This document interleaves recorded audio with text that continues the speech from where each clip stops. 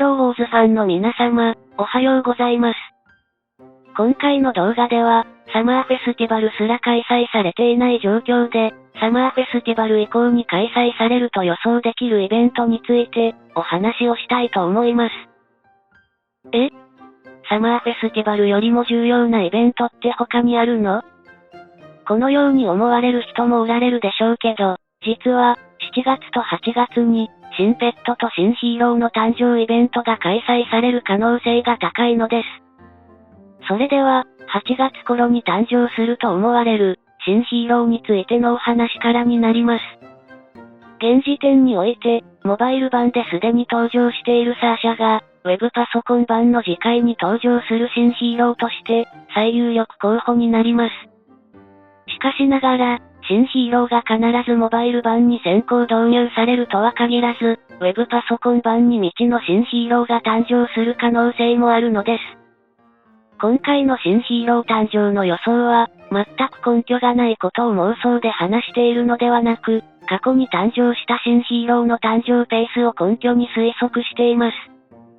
こちらの画像をご覧になるとお分かりのように、ここ近年のヒーローウォーズでは、1年間に3回のペースで新ヒーローが誕生していて、夏頃にその年の2人目の新ヒーローが誕生するのが通例となっているのです。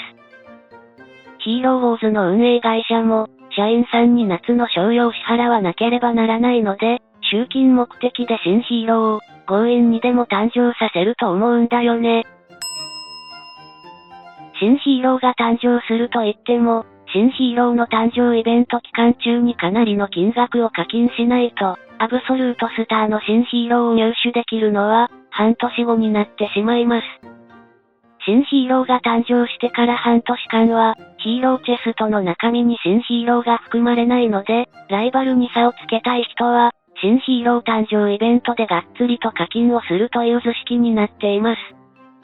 それとは対照的に、ライトユーザーの場合は、新ヒーローの誕生イベントを資源獲得のチャンスと捉えています。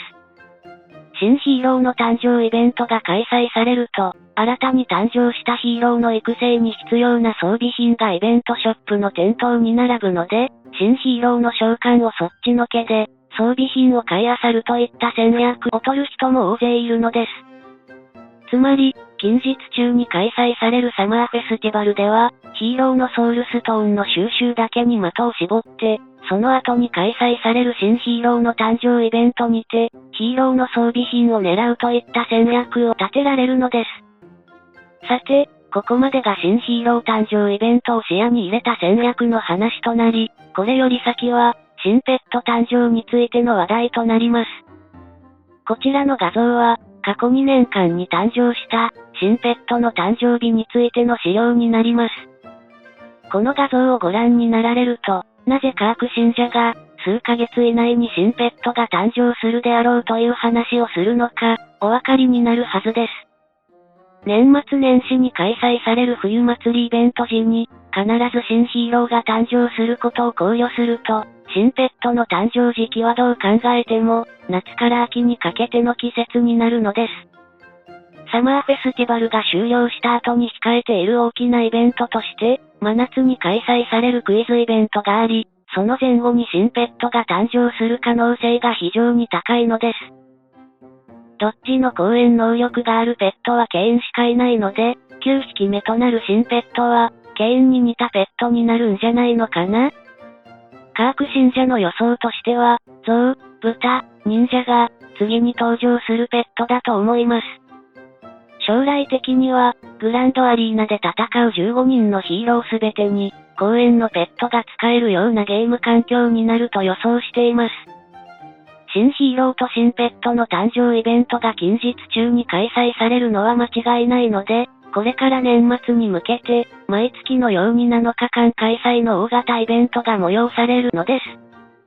ここで、ヒーローウォーズ歴が3年目になったカーク信者から、このゲームの初心者の方へ、アドバイスをしたいと思います。このゲームの場合、常に目新しいヒーローやペットが誕生しつつ、奇想天外なチーム編成がトレンドになることもありますが、そういった環境の変化に惑わされることなく、まずは、一つのメインチームをしっかりとマックスパワーまで育成してください。それゆえに、メインチームを決める際は、とにもかくにも研究を怠らず、後になって後悔しないように、しっかりとヒーローウォーズについて研究された方が良いと思います。でも、どうやってヒーローウォーズのことを学べばいいの？この動画チャンネルの過去動画をすべて視聴すれば、参考になると思います。この動画チャンネルの過去動画は、あなたにとっての反面教師として、必ず役立つでしょう。それでは、今回も動画を最後までご視聴していただき、ありがとうございました。また次回の動画でお会いしましょう。